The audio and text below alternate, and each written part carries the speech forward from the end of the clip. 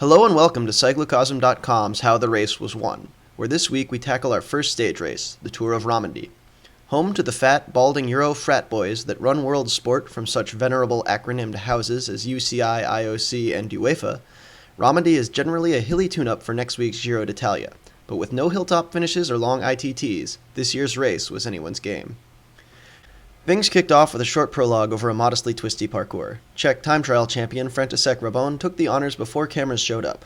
All the favorites were close on his heels, including Valverde and Evans, along with a motivated-looking Sandy Cassar, Wevelgem second-place Roman Kreuziger, and Garmin slipstream sprinter Tyler Farrar. A flat-looking Mark Cavendish was the only disappointment of the day, finishing well back in 29th. Stage 1 was supposed to have some sweet climbs, but despite what I would call typical spring conditions, the race was shortened, and a three-man group took full advantage. With Saxo Bank mucking up the chase at the front, and the slipstream and high road squads seemingly uninterested in chasing, the attackers entered the final kilometer with a 26-second lead. After 90k of synchrony, Ricardo Serrano was the first to miss a turn, and Saxo Bank's Lars Bach didn't sit around to talk about it, attacking forthwith. Gregory Rost, as the virtual leader, went all in on the chase, knowing that too big a gap or resorption by the peloton would mean no yellow jersey.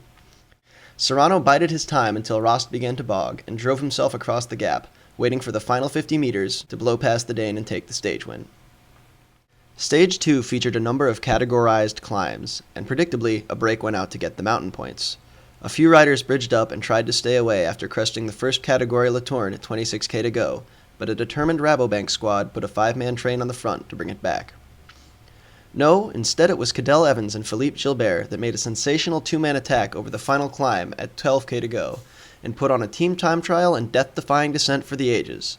But an uphill finish and a determined Case de Parn team brought it all back together. Oscar Freire snatched the wheel of a too-early jumping Alejandro Valverde and then danced around points leader Lars Bach to take a fairly early win.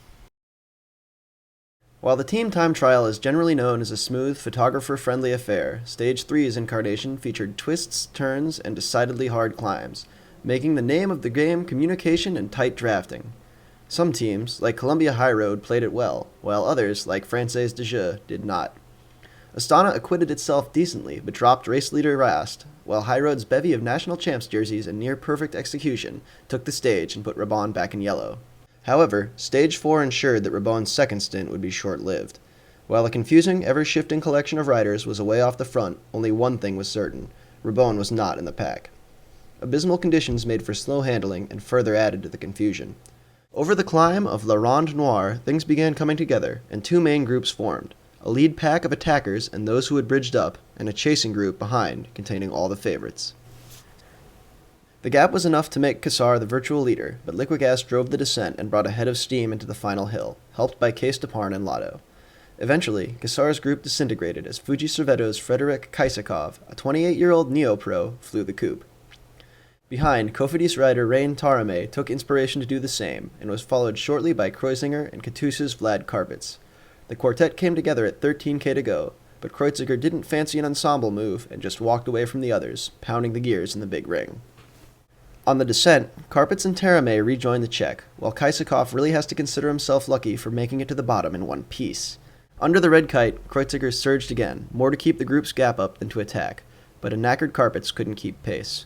Tarame made the bridge but had nothing left to get around the Liquigas rider, and Kreuziger took the stage win, and with little chance to get ahead on the final day, locked up the GC as well. The last stage unfolded as planned, with Rabobank, Garmin Slipstream, and Euskaltel driving the chase. Mark Cavendish continued not to impress, getting dropped to the second group on the day's only climb, and never making it back. In the final kilometer, the otherwise strong leadouts disintegrated a bit, leaving Farrar and Freire both to punch, literally, their own way through the field. The sprint was basically decided by a sharp right 200 meters from the line. Freire got to the barriers and in behind Philippe Gilbert. Farrar tried to bump in behind him, but was forced to take a wider line, losing his wheel briefly and then getting stuck behind the slower Gilbert. Farrar just managed to hold off Coldo Fernandez for second, while Freire coasted to his second stage win. In the wheels behind, Roman Kreuziger rolled across the line to take the overall. I'm Cosmo Catalano, and that's how the race was won.